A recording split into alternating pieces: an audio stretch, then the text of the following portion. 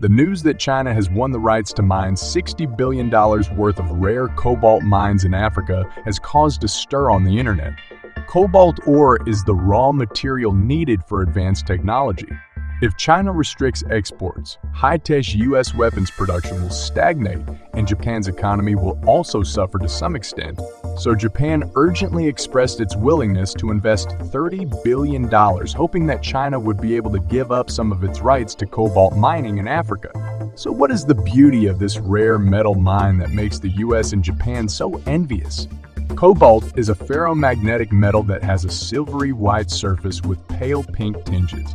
As of 2021, the world's proven terrestrial cobalt reserves will not exceed 7 million tons. Although the reserves are very scarce, cobalt mines play an incomparable role in human development. With the continuous progress of the times and the improvement of science and technology, the role of cobalt will also be reflected in more fields. However, the limited production of cobalt is a common problem faced by many countries, and China is no exception. Among the world's recoverable reserves, China's cobalt reserves are only 80,000 tons, which cannot take the lead at all and cannot meet China's development needs. However, this is not just a problem for China. Many countries in the world are also facing the same challenge. Let me take the United States as an example. Although the United States has a strong economy, its cobalt reserves are only over 30,000 tons, and Japan is facing a severe situation. Cobalt, a precious mineral related to the land, seems to have no chance with them. Cobalt mining is a problem in everything from growing food to extracting energy. Basically, land mining is the main method. Even a country with rich energy reserves such as Japan cannot mine rare cobalt ore. However, the lack of local reserves of cobalt does not mean that this valuable resource cannot be obtained elsewhere.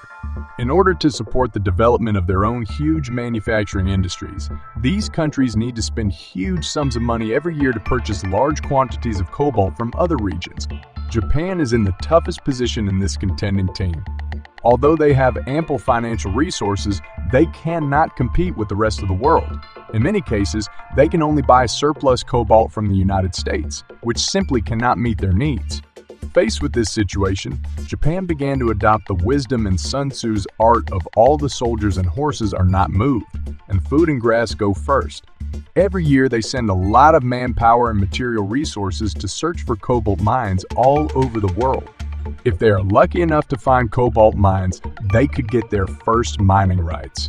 According to news reports published by the United Nations, the world's cobalt mines are now mostly concentrated in the Congo, Zambia, and neighboring African countries, of which the Congo has the largest reserves. This news immediately attracted the attention of Japan, and they set their sights on the Congo region. This move is very smart because Congo's cobalt reserves have reached a staggering 3.4 million tons. The total global cobalt ore reserves are only 7.2 million tons, and Congo's cobalt reserves account for 48%, which makes the United States and Japan very jealous. When Japanese companies discovered that Congo had such rich cobalt resources, they immediately invested heavily in negotiations with Congo. The plan is to take over half the world's cobalt reserves to alleviate the difficulties they face because of the shortage of cobalt mines in fields such as aerospace and cell phones.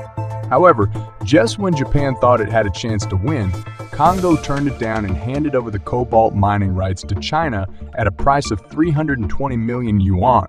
Even though Japan is willing to pay $2.65 billion to buy this cobalt mine, Congo has always insisted on not selling it. This confuses the Japanese very much. Why is the Congo unwilling to cooperate with Japan?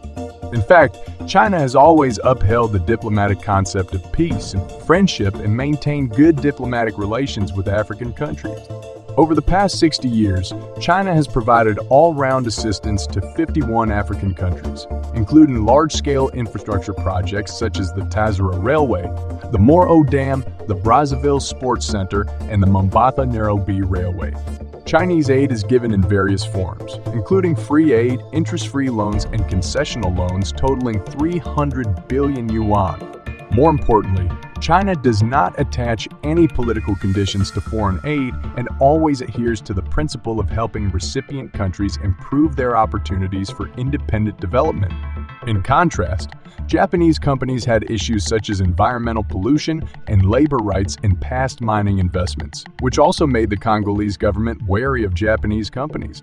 Therefore, the Congolese government is more willing to cooperate with Chinese companies, which is one of the reasons why they transferred mining rights to Chinese companies. Japan lost its rights to cobalt mining in the Congo, which caused lamentation in the Japanese media. Some scholars have even said that this competition with China means more than losing cobalt mines, and it also implies that Japan's future will be threatened. Congo has 94% of the world's cobalt ore supply. Once China restricts cobalt ore exports, Japan's cobalt industry will be severely affected. Faced with enormous pressure, Japan is even willing to invest 30 billion yuan, hoping that China will be able to give up some mining rights. However, this involves the return of China's long-term assistance to Africa, and it is also part of China's acquisition of strategic resources in Africa, so naturally, it will not be easily given up. Different people have different views on this. Some people believe that Japan should pay more attention to its own technological innovation and resource development instead of relying on the resources of other countries. Others believe that this is the result of China's investment and cooperation in Africa, and that China has a right to protect its own interests. In any case, however, this incident reminds us that the allocation and use of global strategic resources is a complex issue that requires equal and fair cooperation and competition between countries. So what do you think about this? Write your opinion in the comments and subscribe to the channel.